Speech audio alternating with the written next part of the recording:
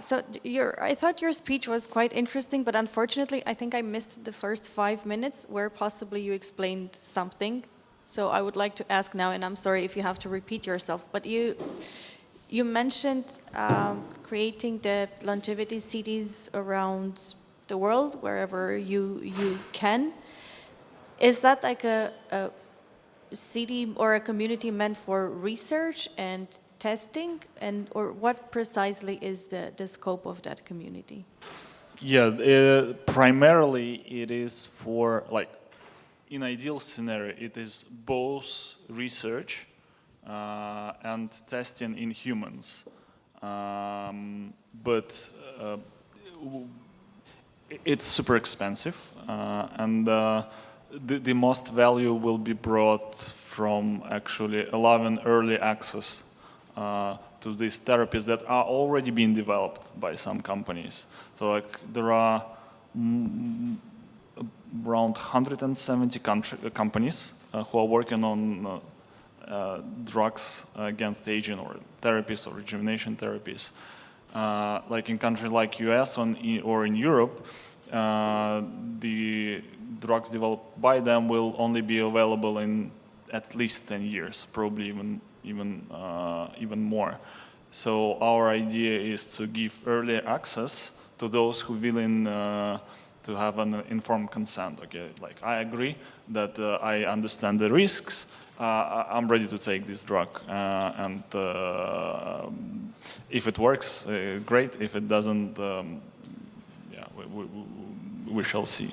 For these companies, it will be again, if you know something about biotech and biopharma market, there is a big problem that we don't have revenues. So most biotech startups work in a way that they eat a lot of investors' money, and like for 10 years with zero revenues, and then they hopefully have a drug which then they sell to a big pharma company, and there is like instantly a huge deal. So like zero revenues and then 200 million. So like this is like a typical business model for biotechs. And in case where early access will be available, yeah, there will be some early revenues. And there are, so like, it's being done already actually. So like if you have read about stem cells, stuff like that. In the US, there are actually less than 10 therapies are proven to work in humans and approved by FDA as drugs. There are a lot of therapies that are kind of in a red zone, but like Americans go to Mexico, to Bahamas, to whatever, and they shoot stem cells in their knees, which Joe Rogan said them to shoot. And no one knows that it's effective. No one knows if it's work. It probably doesn't kill people mostly, but we don't know if it works or not. So like people are doing that because someone like a person with a big audience said it works. The same with like things like peptides. People already like no one proved that it works in humans, but they like some forum or Reddit thread, they say, oh, okay, it helps you grow your muscle like 10% stronger, and like people just buying it. So it's kind of, it's there. And I'm not even talking about like illegal drugs to get high. Like, it's like huge. A lot of people are doing that. It's like there is a need, and we kind of want to capture this need, put some legal framework, like easy legal framework around it, and make now a startup would try to refrain from like a gray area.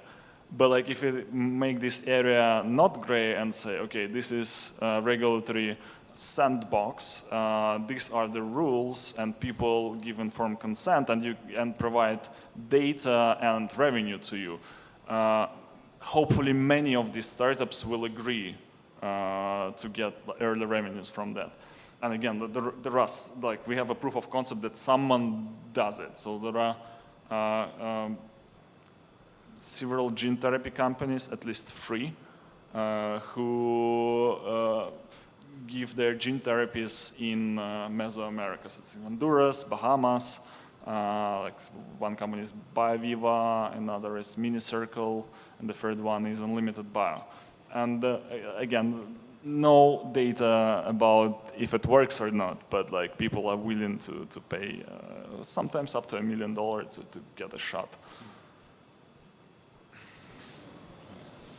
Yeah, people are willing to get on a spaceship, one-way journey to Mars. So I'm pretty sure you'll get a lot of people willing to try their luck with living longer. Yeah, I think even if just we capture this like Joe Rogan advice types, and we just so like there are some interesting ideas on how to build it in terms of who pays if something goes wrong, and so like we have some ideas around insurance. So basically a company is liable. So like a startup is liable if something goes wrong with the client, but they can get insurance for it. And in a limit, a system like that would allow to even not have any regulators. The regulators effectively will be the insurance companies who will just assess the risks themselves, and startups who will be willing or not willing to accept this risk. And they won't really be releasing the therapy that is not safe because they will be afraid of going bankrupt. So like if we do it well enough, we can basically not have any regulation, like any government in this question, or as little government as possible.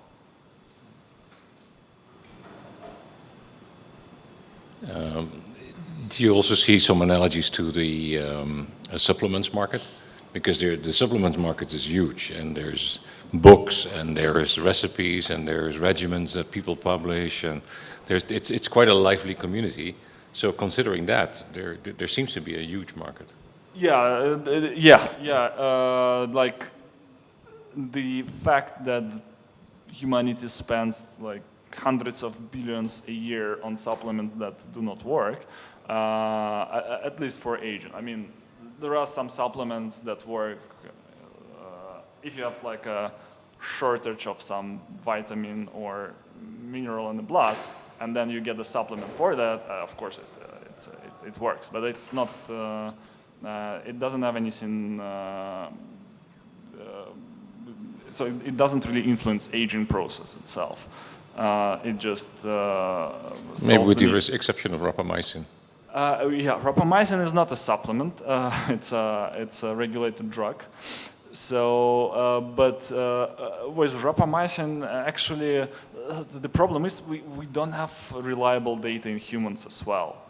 It's like the best data we have, but unfortunately, like there are some recent papers that show it might not work in every human. This effect size might be small as well. So like if we, like the problem in aging is like how do we see like if it adds 3 or 4 years? Well, that's probably what rapamycin might add, like 3 or 4 years or so. But like it's great. I will take 3 years any day. Like if I take 3 years each day, then I will have a lot of years. But like to capture this small size effect is we don't even have a good technology to do that. Actually, we don't know how to measure aging in a good way, rather than wait like 30 years and do like a 10,000 people study, which will be very expensive and very long. We don't have precise enough technology to actually measure the effect. But you're right, the existence of supplement market proves that like people are ready to pay. it's interesting if you ask people, do you want to live long, or like how long do you live? A lot of like most common answer is about a little bit more than average lifespan. And that means it's a kind of cultural problem as well. It's because we like most of the people like they had this crisis when they understood that they are mortal, and then like they suffered through this crisis. Like someone suffers a couple of days, I suffered like several months. But whatever, then you kind of forget and get fine with it. But it's awful. You will die. I can't think of anything worse than that. But well, death in a horrible way. Like that will probably. There's a lot of people who want to die because they're in a worse condition. But yeah. Yeah, but like. The thing the argument I use in this moments is like suicide is always 10 minutes away, and very few people actually do choose suicide.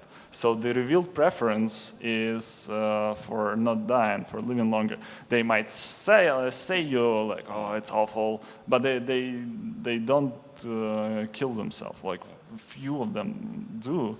But I mean, it's very bad issues like mental health. Is, of course, like if you have mental health crisis, you have to solve this, not aging. What I notice is it's not only culture that sort of pushes you to say, okay, you're now old, it's fine, you should be dying somewhere soon. Please start sitting down more.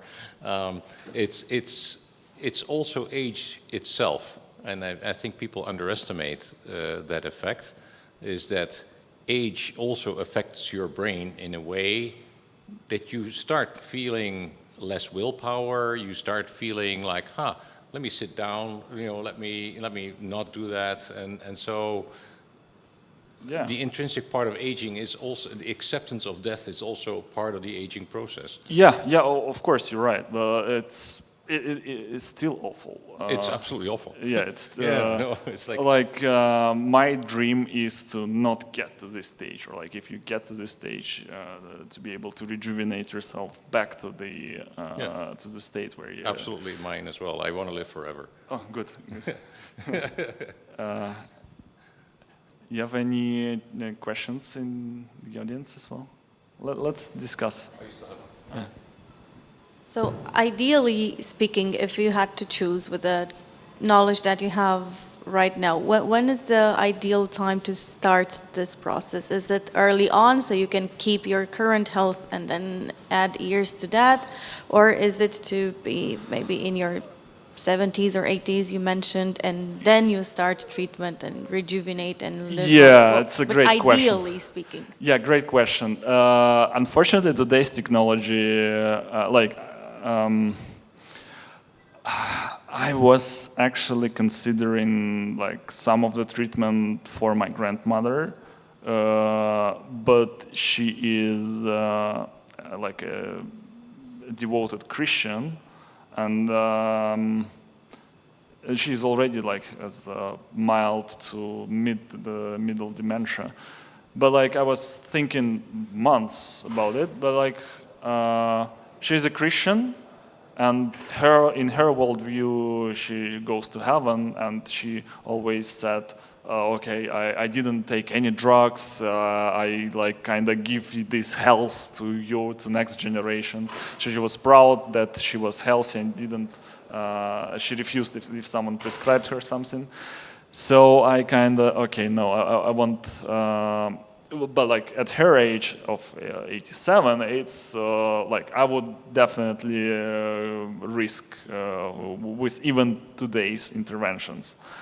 The right strategy today, in my opinion, in our age, would be to do everything lifestyle related, just everything we know about sports, sleep, stress as less as possible.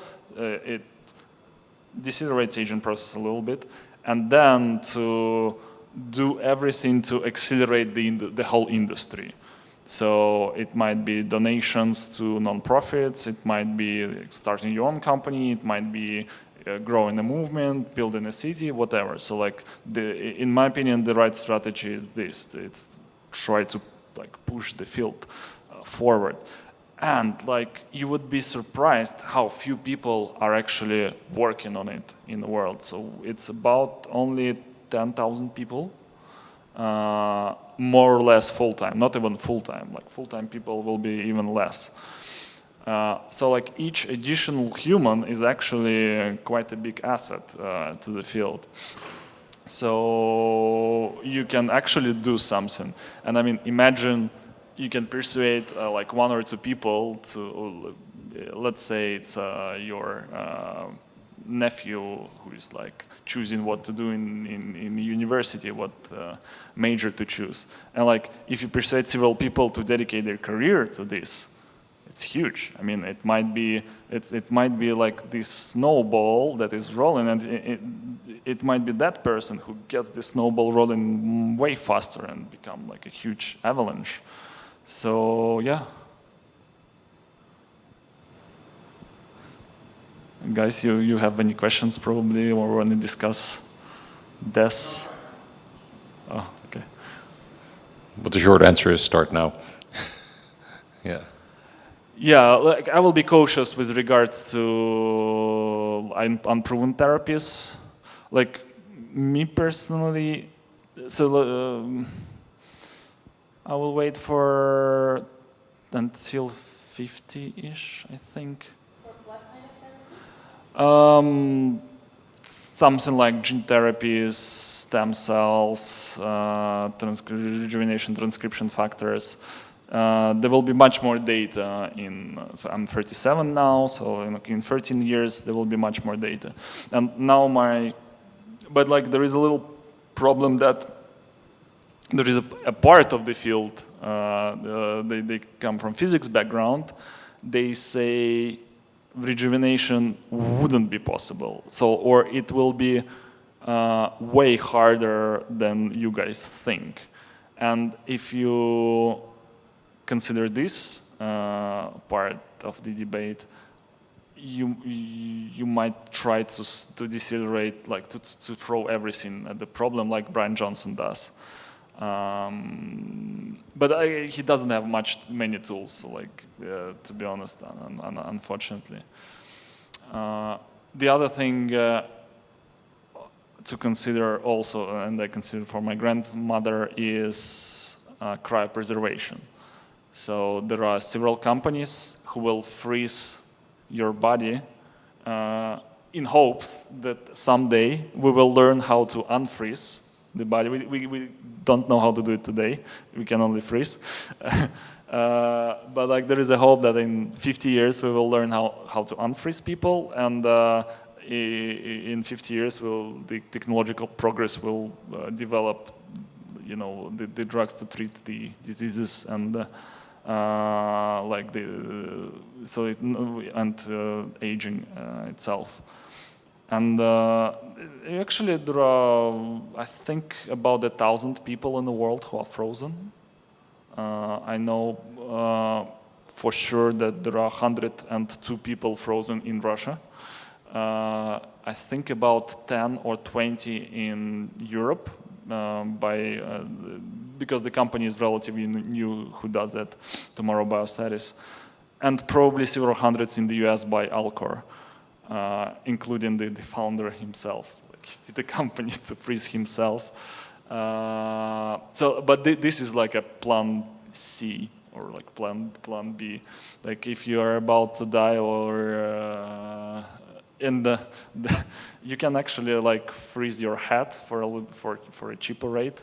So that's the plan D. Just freeze the head. But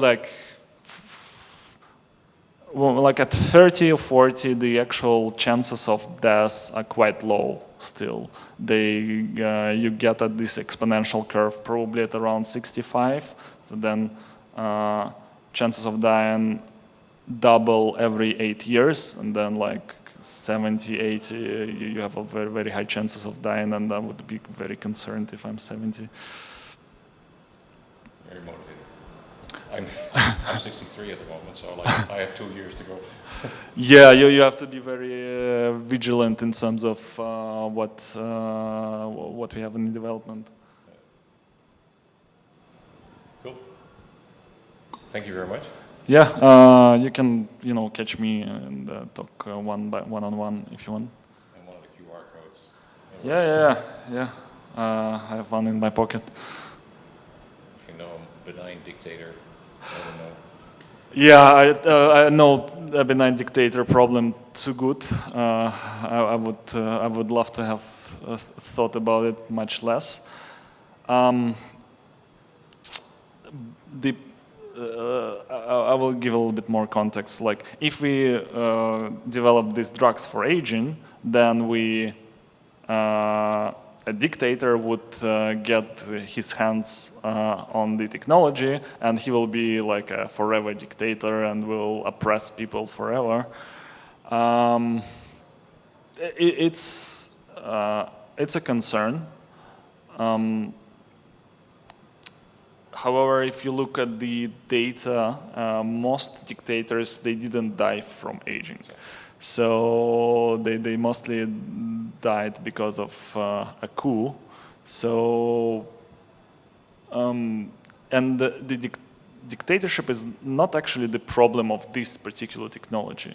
This is the same with almost every technology. It can be a weapon or it can be a cure. It can be used for good or for bad. The same with AI, like it's used in drones to target humans, or it can, accelerate the world economy and treat diseases. It's the same with aging as well. Yes, there are some possible misuses, but like for the humanity as a whole, it's probably for the good. Yeah. All right. Thank you very much. Thank you.